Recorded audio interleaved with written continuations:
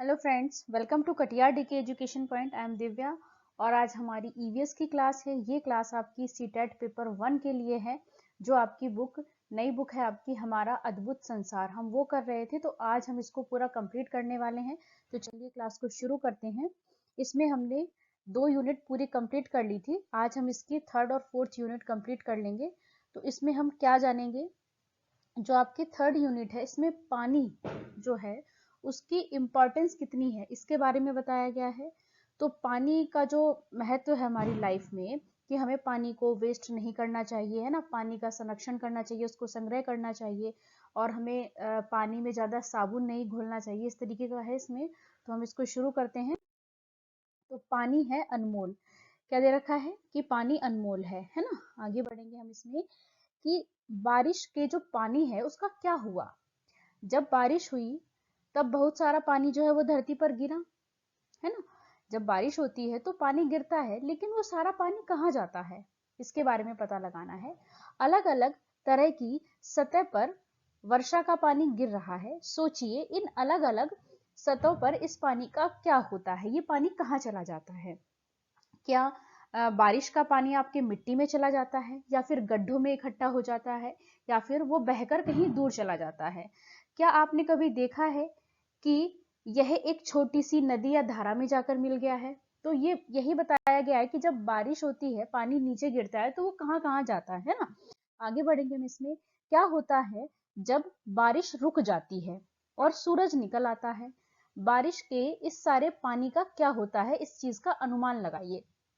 तो जब मिट्टी जो होती है वो क्या करती है, सारा पानी क्या करती है बारिश का, वो सोख लेती है। तो ये पानी जो है वो धीरे धीरे क्या होता है, भूमि के अंदर ही अंदर बहकर किसी धारा या तालाब में मिल जाता है। कुछ पानी तो है भूमि के नीचे चट्टानों या मिट्टी के बीच ही इकट्ठा हो जाता है, और यही भूमि के नीचे वाला पानी जो है हमारे कुएं में आता है, धाराओं में बहता है। यह पानी जाकर नदियों में मिल जाता है। बारिश का कुछ पानी जो है गड्ढों, तालाबों, झीलों, सागरों और महासागरों में भी चला जाता है। आप ये देख रहे हैं, ये कुआं है ना। तो झील, तालाब जो है, इनमें क्या है, सब बारिश का पानी इसमें इकट्ठा होके आ जाता है। शिक्षक संकेत ये ऐसे ही दिया गया था आपका, कि इस अध्याय का जो पहला भाग है, बच्चों को आप तब पढ़ाइए जब बारिश हो रही हो। अब ऐसा क्यों करना है, क्योंकि जब बारिश हो रही होगी तो बच्चे क्या करेंगे, इसका स्वतंत्रता से अवलोकन कर सकेंगे। वे क्वेश्चन भी पूछेंगे, अनुमान लगाएंगे, डिस्कशन करेंगे, है ना, चित्र बनाएंगे, और अपना जो अवलोकन है उसको दर्ज करने जैसे अनुभव भी वो प्राप्त कर सकेंगे। तो ये जो चैप्टर है, कब पढ़ाना है बच्चों को, जब बारिश हो रही हो। आगे बढ़ेंगे हम इसमें। अब ये क्या है कि जो पानी है उसका संग्रह हम कैसे करते हैं।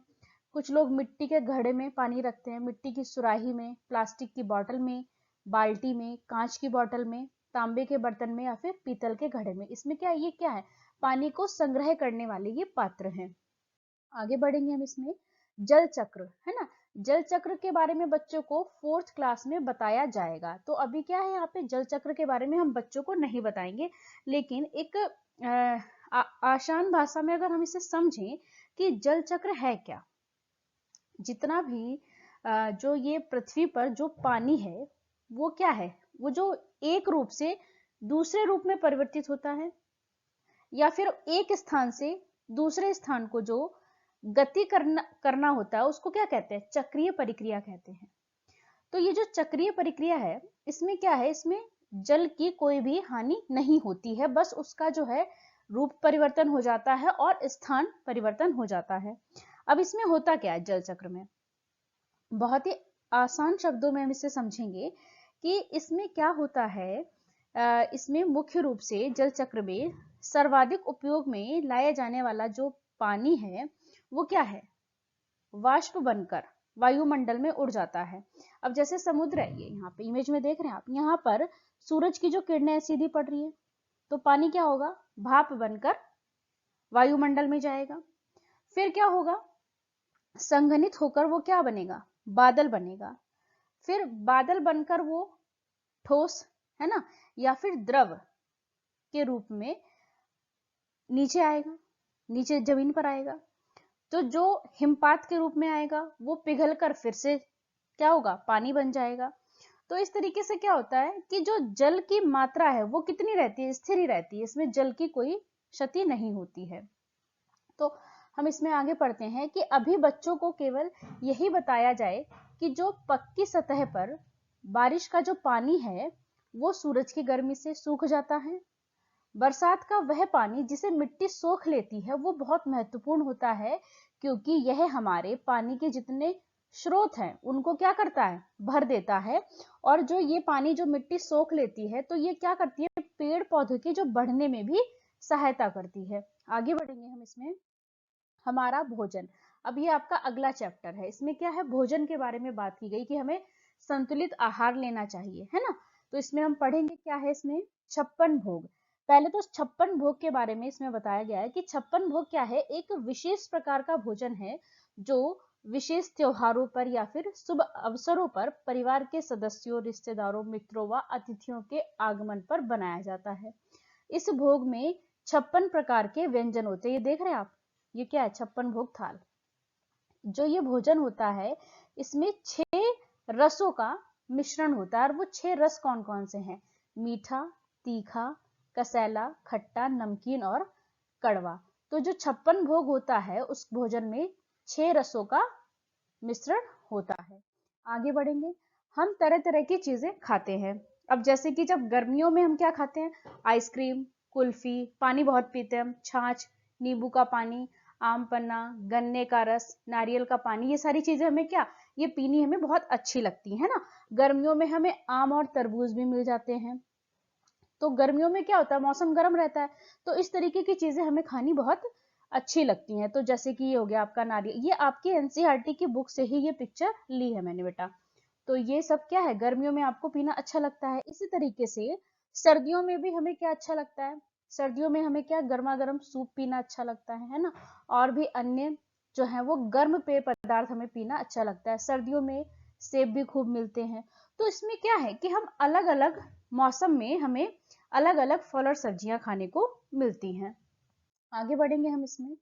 अब इसमें पानी के बारे में कहा गया है कि आप जो है दिन में कितने बार पानी पीते हैं, है ना। तो जो हमारा शरीर है उसको बहुत ज्यादा पानी की आवश्यकता होती है। जो हम पानी के बिना तो जीवित नहीं रह सकते हैं, तो इसीलिए क्या कहा जाता है, जल ही जीवन है ना। आगे बढ़ेंगे हम। अब इसमें क्या है कि जो पेड़ पौधों के अलग अलग भाग हैं जिनका हम खाने में उपयोग करते हैं। जैसे कि पत्ती, पत्ती के रूप में आप किस किस को खाते हैं, पालक को खाते हैं, ठीक है, मेथी को खाते हैं, पत्ता गोभी, सरसों और धनिया, ये क्या है, पत्ती है। फल के रूप में हम क्या खाते हैं, अमरूद हो गया, चीकू, सेब, आम, ये क्या है, ये फल के रूप में हम खाते हैं।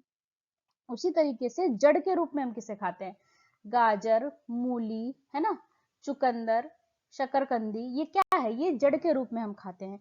और तने के रूप में हम किसे खाते हैं, आलू, है ना, आलू को, अदरक को, प्याज को, ये क्या है, हम तने के रूप में खाते हैं। आगे बढ़ेंगे हम, बीज के रूप में हम क्या खाते हैं, अनाज हो गए हमारे, मक्का, गेहूं, धान, ये क्या है, चावल, ये अनाज है ना।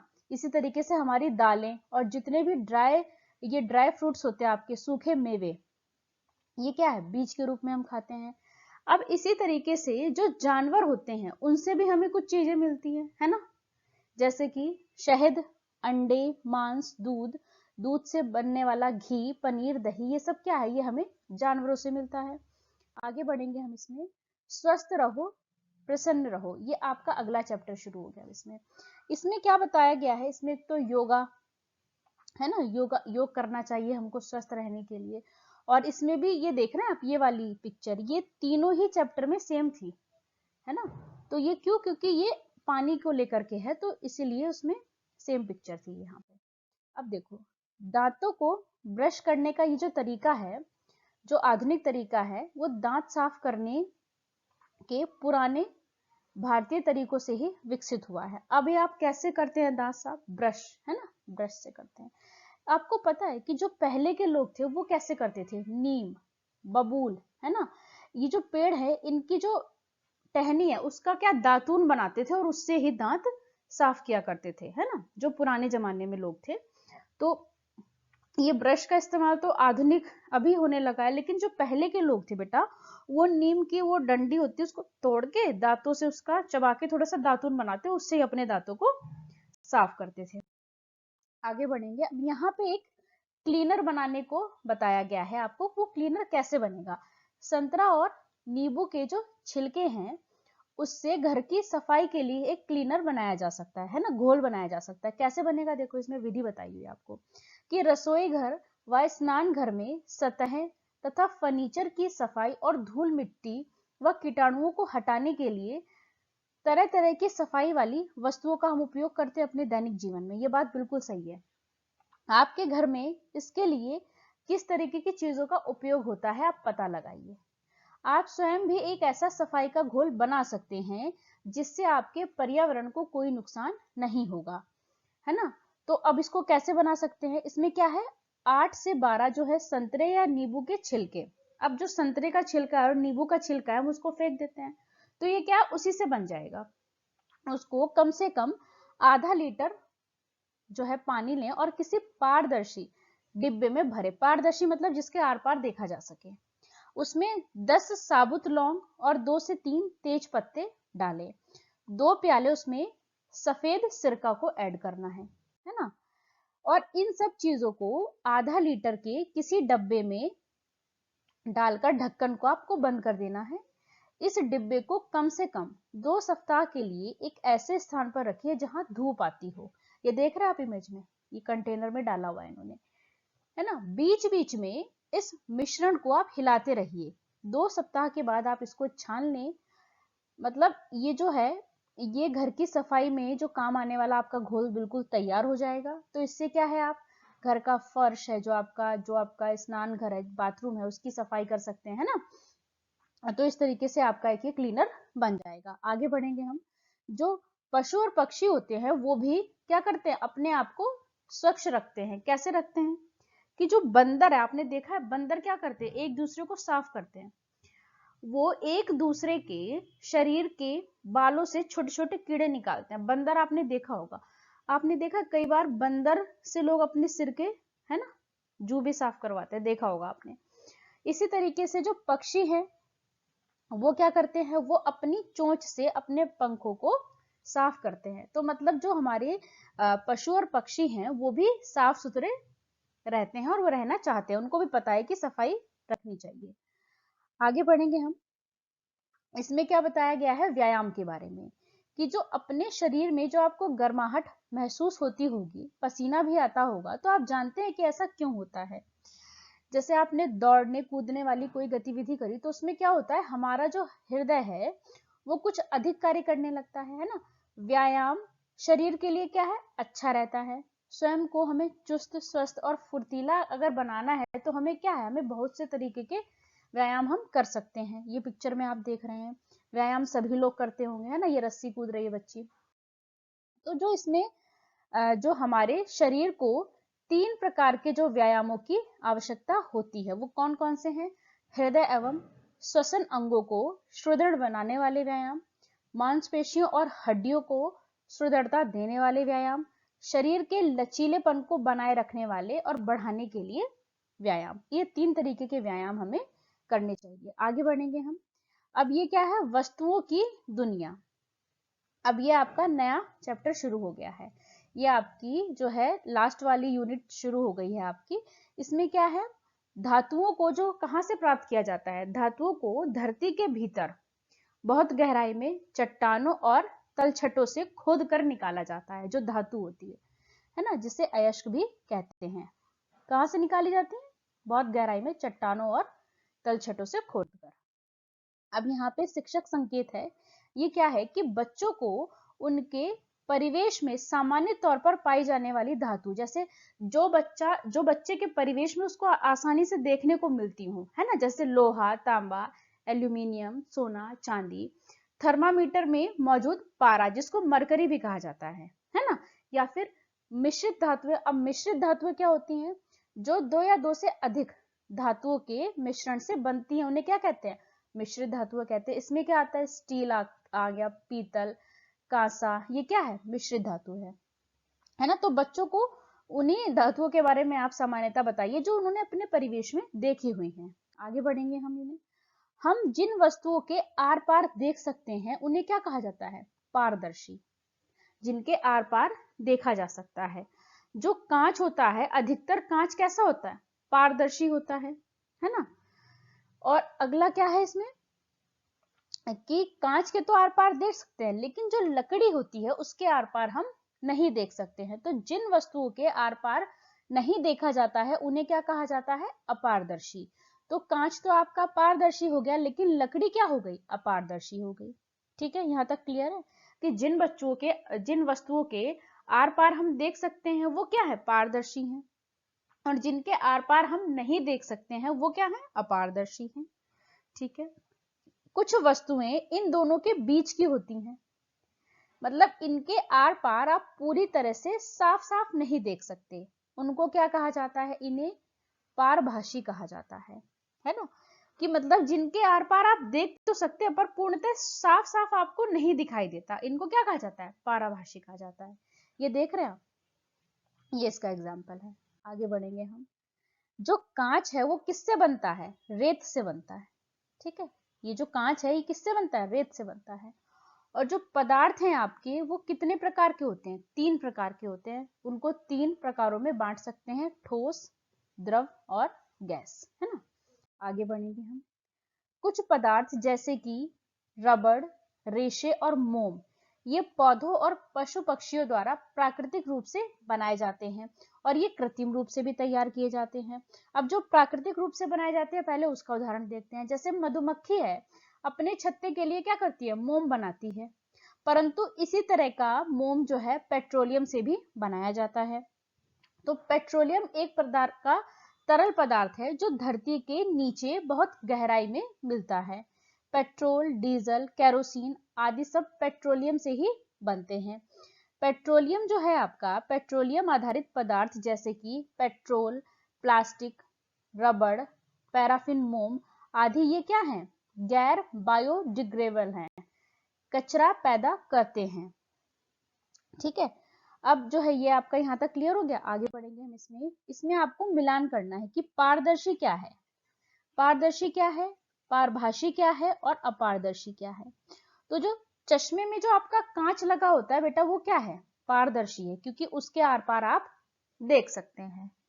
ठीक है, पारभाषी क्या है, कागज से बना लैंप शेड, ये क्या है, पारभाषी है। और अपारदर्शी क्या है, आपकी थाली। तो क्लियर हो गया, ये पारदर्शी क्या हो गया, चश्मे का कांच, पारभाषी क्या हो गया, कागज से बना लैंप, और पारदर्शी क्या हो गया, थाली आपकी क्या है, थाली है आपकी अपारदर्शी। तो यहां तक क्लियर हो गया, ये इससे मैच हो गया, ये यहां आ गया, और ये यहां जाके मैच हो गया। आगे बढ़ेंगे हम। प्राकृतिक और कृत्रिम, है ना। खुशी है, ये बच्ची है आपकी खुशी, खुशी ने अपने चित्र में आम का पेड़ बनाया, है ना, जिस पर बहुत सारे आम लगे हैं। ठीक है, और एक चिड़िया भी बैठी है, ये देख रहे हैं आप, ये जो आम लगे हुए और ये चिड़िया बैठी हुई है।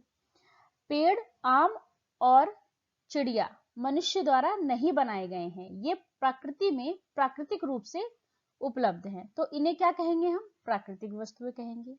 ठीक है, यहाँ तक। कुछ वस्तुएं जो हैं प्राकृतिक वस्तुएं, उनमें जीवन होता है, जैसे कि पेड़ पौधे, पशु पक्षी, जबकि कुछ प्राकृतिक वस्तुओं में जीवन नहीं होता है, जैसे चट्टानें, पानी एवं हवा। अब जो चीजें मनुष्यों द्वारा बनाई जाती हैं उसे क्या कहते हैं, कृत्रिम वस्तुएं कहते हैं। जैसे कपड़े, जूते और मेज, ये क्या है, कृत्रिम वस्तुएं हैं, क्योंकि इसको मनुष्य ने बनाया है। आगे बढ़ेंगे हम। इसमें बर्तन बनाने के लिए मिट्टी तैयार करना। अब जो मिट्टी के बर्तन बनाए जाते हैं उसके लिए मिट्टी को कैसे तैयार किया जाता है, तो सबसे पहले तो क्या करेंगे, किसी जगह से हम चिकनी मिट्टी को ला करके इकट्ठा करेंगे। उसके बाद क्या है, उसमें कंकड़, पत्थर, रेत, सूखी पत्तियां, पेड़ पौधे के कोई भाग जो होंगे तो हम क्या करेंगे, छलनी की सहायता से उसे छानकर अलग कर देंगे। फिर किसी खुले बर्तन या परात में पानी डालकर हम उसमें मिट्टी को भिगो देंगे, है ना। फिर आप कुछ दिन के बाद देखेंगे कि जो उस मिट्टी में एक्स्ट्रा पानी था वो क्या होगा, वो ऊपर आ जाएगा, हम उसको निकाल के फेंक देंगे। अब आप इस मिट्टी को सानेंगे, है ना, और जिससे उसे एक बड़े से गोल आकार आप दे सकते हैं। जब आप उस मिट्टी को सानेंगे, है ना। फिर उसके बाद क्या होगा, आप उसको एक आकार देंगे और अपनी पसंद की कोई भी वस्तु आप उससे बना सकते हैं। उसके बाद क्या होगा, आप उस वस्तु को धूप में सुखा लेंगे, है ना। तो क्या है, फिर आग में पकाएंगे उसको, तो क्या है, इस तरीके से आपका मिट्टी का बर्तन बन जाएगा। आगे बढ़ेंगे हम इसमें। अब यहाँ पर क्या है कि जो मूर्ति जो है, मूर्ति बनाने में उसी चिकनी मिट्टी से मूर्ति बनाई जाती है ना, जिनसे बर्तन या ईंट बनाई जाती है। तो इसमें यही बताया गया है कि जो मूर्ति है वो भी उसी चिकनी मिट्टी से बनाई जाती है जिनसे बर्तन या ईंट बनाए जाते हैं। ये देख रहे हैं आप, इन्होंने कितनी सुंदर मूर्ति बनाई है। तो वो जो चिकनी मिट्टी है उसी से बनाई जाती है। आगे बढ़ेंगे। अब ये यहाँ पे आपके घरों के बारे में बताया गया है। इससे अगली स्लाइड में इसने 4 इमेज दी थी घर की, है ना। तो उसके बारे में भी हम पढ़ेंगे कि हमारे देश में कुछ गर्म स्थानों में मिट्टी से बने हुए घर होते हैं, और ये घर कैसे होते हैं, पारंपरिक तरीकों से बने होते हैं, और भीतर से क्या होते हैं, बहुत ठंडे होते हैं। इन्हें बनाने में मिट्टी के अतिरिक्त घास और लकड़ी जैसी प्राकृतिक सामग्रियों का उपयोग होता है। दीवारों और फर्श को चिकना बनाने के लिए बहुत से लोग सीमेंट के स्थान पर क्या करते हैं, गोबर से लीप देते हैं। अब जो है, ये घर जो होते हैं बहुत ठंडे होते हैं और इसमें कीड़े नहीं लगते हैं। तो ये जो विशेषता इसमें बताई गई है, तो आपको याद होगा कि जो आपकी पुरानी एनसीईआरटी की बुक थी बेटा, उसमें जो राजस्थान के घर थे आपके, है ना, उनकी विशेषताएं भी इसी तरीके की थी, है ना। तो यहां से आप रिलेट कर पा रहे होंगे, है ना। आगे बढ़ेंगे हम। अब ये 4 इमेज उसमें दी गई थी आपकी, है ना। तो इसीलिए मैंने इसमें आगे कुछ स्लाइड लगाई हुई हैं जिसमें हम घरों के बारे में पढ़ लेंगे, है ना। आगे बढ़ते हैं हम इसमें। घरों के प्रकार। सबसे पहले तो हम असम के घर के बारे में जानेंगे। ये देख रहे हैं आप, ये है असम का घर। असम में क्या होता है बेटा, बारिश बहुत ज्यादा होती है, तो वो लोग क्या करते हैं, अपने घर को जमीन से लगभग 10 से 12 फुट ऊंचे बनाते हैं और मजबूत बांस के खंभों पर बनाते हैं, और ये घर जो है वो अंदर से भी लकड़ी के होते हैं। अगला घर क्या है, ये मनाली का घर है। मनाली क्या है, ये एक पहाड़ी इलाका है। यहाँ पर बारिश भी बहुत होती है और बर्फ भी बहुत होती है। ये मकान जो है बेटा, ये आपके पत्थर और लकड़ी से बने हुए होते हैं। अब बात करेंगे हम लेह के मकान की। ये देख रहे हैं इमेज, ये लेह के मकान है। जो लेह में मकान होते हैं उसमें जो निचली मंजिल होती है, ये वाली, इसमें कोई खिड़की नहीं होती है, और छत को मजबूत करने के लिए ये क्या करते हैं, पेड़ों के मोटे तने का इस्तेमाल करते हैं, और इनकी जो छतें होती हैं वो समतल होती हैं। और जो इनकी छत होती है, ये इनके घर का बहुत ज्यादा महत्वपूर्ण हिस्सा होती है, क्योंकि गर्मियों में फल और सब्जियां ये क्या करते हैं, सुखा लेते हैं, क्योंकि ठंडक में ये सब्जियां और फल इन्हें नहीं मिलते हैं। लेह में लोग क्या करते हैं, जब बहुत ज्यादा ठंड होती है तो ये निचली मंजिल पर, ऊपर से निचली मंजिल में आकर रहने लगते हैं, क्योंकि मोटी मोटी दीवारें, लकड़ी के फर्श और लकड़ी की छत जो है इन्हें ठंड से बचाती है। आगे बढ़ेंगे हम। राजस्थान के घर। राजस्थान में क्या होता है, बारिश बहुत कम होती है और गर्मी बहुत ज्यादा होती है, तो यहाँ के लोग जो है बेटा वो मिट्टी के घर में रहते हैं। अब जो घरों की दीवारें होती हैं वो कैसी होती है, बहुत मोटी होती हैं, और इन दीवारों को मिट्टी से लीप पोत कर बहुत ज्यादा सुंदर बनाया जाता है। और जो इनकी छतें होती हैं वो कैसे बनी होती, कटीली झाड़ियों से बनी होती है, देख रहे हैं आप।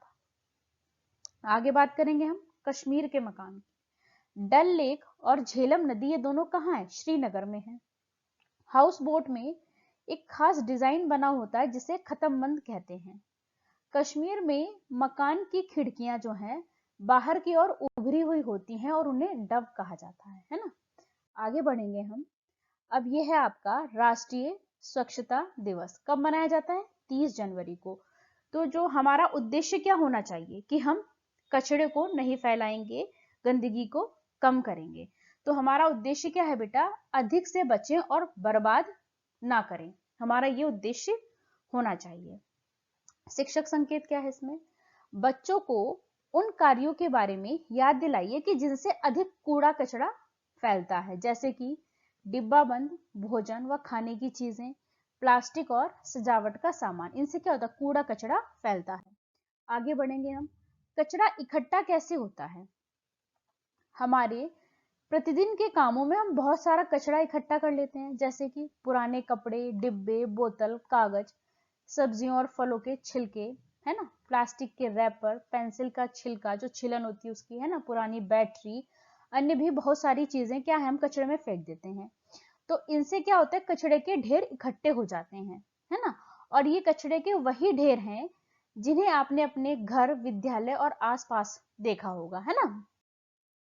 अब कचरा कम करना, तो बहुत से लोग क्या करते हैं, कचरे को कम करने के लिए जो है क्या करते हैं, वो रैपर में पैक किया हुआ खाना और प्लास्टिक की बोतलों में जो पेय पदार्थ है वो उसे पसंद नहीं करते हैं। वो प्लास्टिक की थैलियों की जगह क्या करते हैं, कपड़े के थैले का उपयोग कम करते हैं। इससे क्या होता है, आपका कचरा कम करने में वो मदद करते हैं। अब पुनः उपयोग करना, कचरा कम करने के लिए एक और महत्वपूर्ण काम है ना। देखो, एक तो ये हो गया कि आप कचरा कम कैसे करेंगे, कि जो आपकी जो प्लास्टिक की बोतल है ना, या फिर जो रैपर हैं उनमें जो भी खाना आता है आप उसे नहीं लेंगे, और प्लास्टिक की जो थैलियां हैं उसकी जगह हम क्या करेंगे, कपड़े की थैली का उपयोग करेंगे। एक तो ये तरीका है। दूसरा क्या है, पुनः उपयोग करना, है ना। कचरा कम करने के लिए एक और महत्वपूर्ण काम है जो बहुत से लोग करते हैं, वस्तुओं का पुनः उपयोग करना, है ना। अब वो कैसे करेंगे, हमारे दादा दादी, नाना नानी कभी भी जो है पुराने कपड़े फेंकते नहीं थे। वे पुरानी साड़ियों से रजाइयां और पुराने कपड़ों से थैले बनाते थे। कभी कभी वे पुराने कपड़े ऐसे लोगों को दे देते थे जिन्हें उनकी जरूरत है। और ये बात बिल्कुल ठीक है कि अगर आपके कपड़े, जिन कपड़ों को आप यूज नहीं करते पर वो कपड़े ठीक हैं, मतलब पहनने के लायक हैं पर आप नहीं पहनते, तो आप उन कपड़ों को किसी ऐसे व्यक्ति को दे दें जिसे उसकी जरूरत है ना। उसको कूड़े में ना फेंकें। कूड़े में फेंकने से तो अच्छा है आप किसी जरूरतमंद को दे दें। और बहुत से लोग करते भी हैं, देते भी हैं, कि जो कपड़े उनको या तो मतलब साइज में फिट नहीं बैठते, या कुछ भी रीजन हो सकता है, पर कपड़ा ठीक है, पहनने लायक है, तो हमें दे देना चाहिए किसी और को, वो पहन लेगा उसको। चलिए आज हम अरुणाचल प्रदेश के एक सुंदर गांव सिल्लुक घूमने के लिए चलते हैं। अब यहाँ पे अरुणाचल प्रदेश के इस गांव के बारे में बताया गया है। गांव में घुसते ही हमने एकदम साफ सुथरी सड़कें देखी। सड़कों के किनारे, कोनों में और खुली जगह पर कोई भी कूड़ा नहीं था। आसपास जो थे बहुत से पेड़ पौधे थे, है ना, जिससे ऐसा लग रहा था कि हम किसी बगीचे में घूम रहे थे। अब ये विशेषता कहाँ की बताई गई, सिल्लुक गांव कहाँ है, ये अरुणाचल प्रदेश में है। इस गांव को सबसे अच्छे तरीके से अपने कचरे का प्रबंध करने के लिए पुरस्कार भी मिला है और इसे कचरा मुक्त गांव कहा जाता है। सिल्लुक की ही तरह हमारे देश में और भी बहुत सारे गांव हैं जो अपने बेहतरीन कचरा प्रबंधन के लिए जाने जाते हैं। ऐसा ही एक छोटा गांव है नरेना, है ना, जो देश का पहला कचरा मुक्त गांव था। देश में बहुत से अन्य शहर और कस्बे जैसे मैसूरू, इंदौर, इसमें भी क्या है, ये अपनी स्वच्छता के लिए जाने जाते हैं। आगे बढ़ेंगे हम। अब ये देख रहे बेटा आप, ये क्या है आपके डस्टबिन है। तो इसमें क्या है कि ये दो अलग अलग रंग के जो है आपको डस्टबिन हर जगह देखने को मिलते हैं। ये आपके विद्यालय, स्थानीय बाजार, park, bus stop, railway platform, मेले में आपको रखे हुए दिख जाते हैं। ये दो रंग के कूड़ेदान क्यों उपयोग में आते हैं, है ना, और इसमें किस किस तरह का कचरा डाला जाता है, इसके बारे में हम अब पढ़ने वाले हैं। तो आगे बढ़ेंगे हम। जो हरे रंग का कूड़ेदान है बेटा, ये इसमें हम क्या करेंगे, सूखी पत्तियां, टहनियों के टुकड़े, फल सब्जियों के छिलके, अंडों के छिलके आदि डालेंगे। और ये सभी चीजें जो हैं वो आसानी से सड़कर क्या होती है, मिट्टी में मिल जाती हैं। हरे कूड़ेदान के कचड़े से मिट्टी में मिलाकर क्या होता है, पौधों के लिए खाद बनाई जा सकती है। इससे मिट्टी में रहने वाले छोटे छोटे जीवों को भोजन भी मिल जाता है। आगे बढ़ेंगे हम। अब ये जो नीले वाला डस्टबिन है, इसमें क्या होगा, धातु, कांच, प्लास्टिक, कागज से बनी हुई चीजें हम किस में डालेंगे, नीले कूड़ेदान में। इन फेंकी गई चीजों में मौजूद धातुएं, कांच, प्लास्टिक से नई वस्तुओं को बनाया जा सकता है, इसे पुनर्चक्रण कहते हैं। वीडियो अच्छे लगे तो लाइक करें, शेयर करें, चैनल को सब्सक्राइब करें। आज हमने आपकी जो एनसीईआरटी की ईवीएस की क्लास 3rd की बुक है वो पूरी कंप्लीट कर ली है। इससे पहले की क्लासेस अगर आपने नहीं देखी हैं तो आप देख लें। ये क्लास आपकी सीटेट पेपर 1 के लिए है। तो thanks for watching this video.